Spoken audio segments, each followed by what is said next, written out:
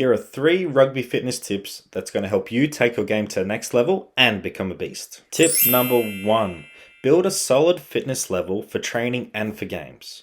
No matter if you play rugby union, rugby league, rugby sevens, each sport requires athletes to have a solid fitness level to play the game and also to dominate the game. Without a solid fitness level, you won't last long on the field and you won't be able to dominate the game. And that's what we want to do. We want to be on that field playing our best rugby and being able to dominate our opposition. Each code of rugby requires athletes to run hard, to run fast, change direction, and make decisions under pressure.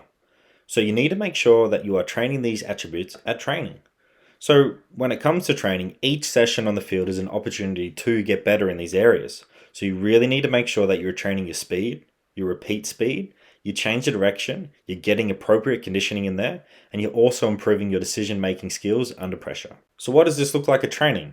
When it comes to training, we are not just building a fitness level by doing laps around the field or 200-meter efforts or 300-meter efforts. That is not how we train for rugby. It doesn't matter what code you play, that's not how we train effectively. So what it looks like at training, we need to make sure we're training our speed. So first off, let's focus on speed. Speed is performing max effort sprints over a certain amount of distance. And depending which code you play and depending what position you are, will depend the distance that you want to do. So say for a good rule of thumb, 20 to 50 meters is pretty good for all athletes over codes. You want to be performing around 2 to 4 reps of max effort, so max intense sprinting as hard as you can, and having around 60 seconds to 2 minutes rest in between each effort. If you are an outside back, I do suggest you run a bit further, so maybe that 60 to 70 meter distance, and making sure that you're covering that because you might be required to do that in a game.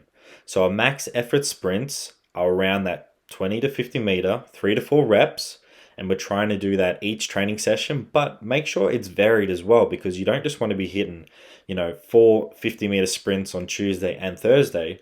We want to change up those distances. So on a Tuesday, you could be working between 10 to 20 meters, and then when it comes Thursday, you could be working between the 30 to 60 meters. So that's our speed. Next one, repeat speed. Repeat speed is looking at a shorter distance, so let's say over 25 meters, and we're trying to get to that 25-meter cone as fast as possible in 5 seconds. And then we're going to have 25 seconds off. We're going to perform around 6 reps and around 2 to 3 sets. That's repeat speed. It's not just doing hard out and back, minimal rest and going again. It's having appropriate rest and making sure that we're utilizing that rest so we can do it again and repeat the same efforts over each set. After that, we're going to move on to conditioning. So what does conditioning look like? So conditioning should look like what you're not covering in training, but you do need it in a game. So one drill that you can use is a shuttle. And with that shuttle, it can be out and back, but doing a down up when you're changing direction. So down out was just hitting the ground, doing a burpee, and getting back to where you started. So let's do a 25-meter distance, out and back. You're going to have 12 seconds to get up and back. Remember, you have to do a down up on that change of direction. And you're going to have 18 seconds rest. You're going to perform around, 6 or 8 reps, and you're going to have 2 to 3 sets of that. In between your sets as well, have around 2 minutes rest. So that can be our conditioning component, is running out, coming back, we're getting off the deck because in rugby, doesn't matter what code you play, you are required to get off the deck. And you need to be efficient getting off that deck and making sure that you're not a log on the ground and then you can get back into the attacking or defensive line and be an option. And then lastly, change the direction and decision making. Most rugby drills have these 2 components incorporated in the drill. You just need to make sure these drills are performed under controlled environments, but also uncontrolled environments. So it's making you work harder under fatigue and making sure that you're getting the right decision under pressure and making sure that you are effective of changing direction as well. But keep an eye out for the future. We will do more change direction and decision-making drills to help you take your game to the next level and become a beast. Tip number 2, gym training.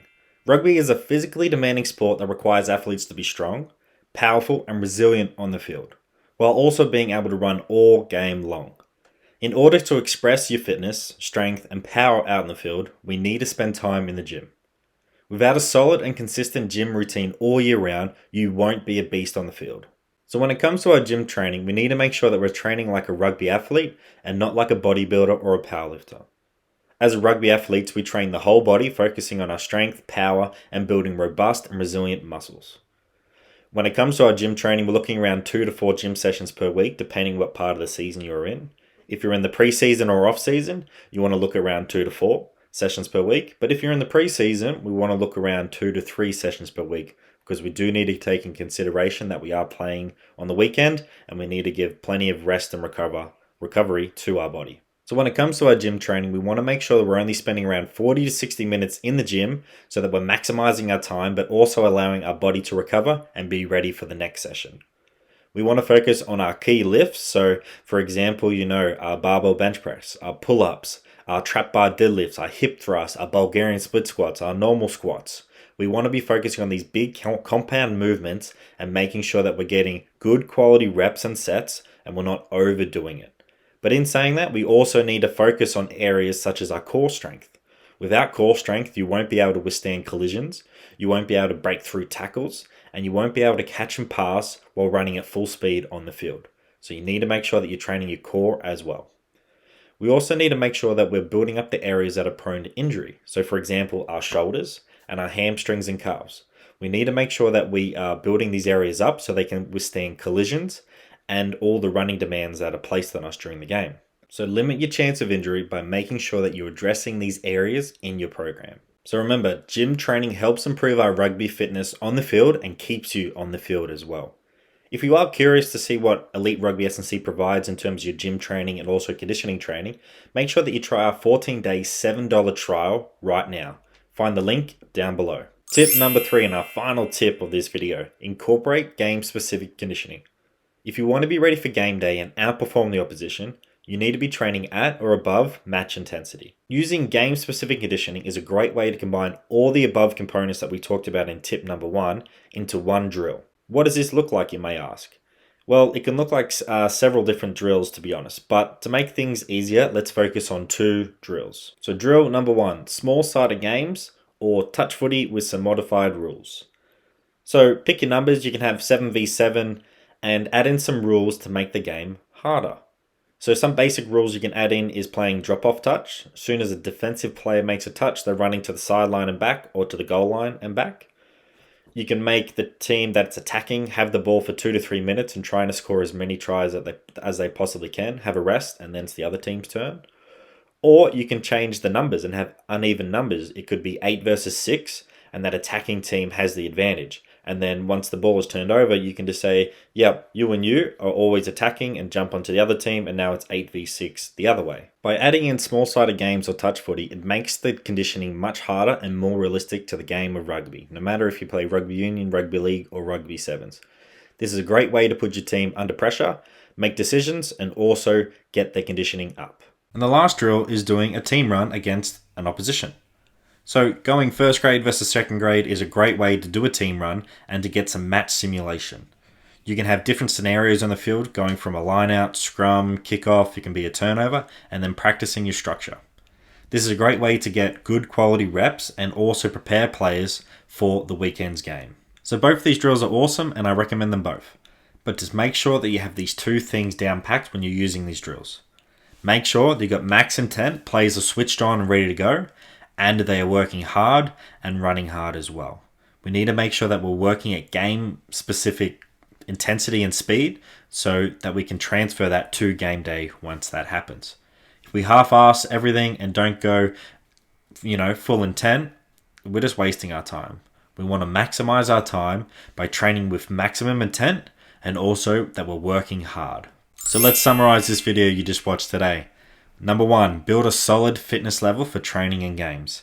Make sure that you train your speed, repeat speed, conditioning, change the direction, and decision-making skills each and every single training session and all season long.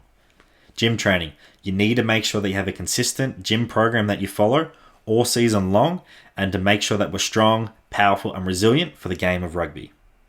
Game-specific conditioning. Make sure that you have some small-sided games and some match simulation training in your training sessions to best prepare yourself for game day. If you want to become a beast and take your game to the next level, go to our website link below and join up now.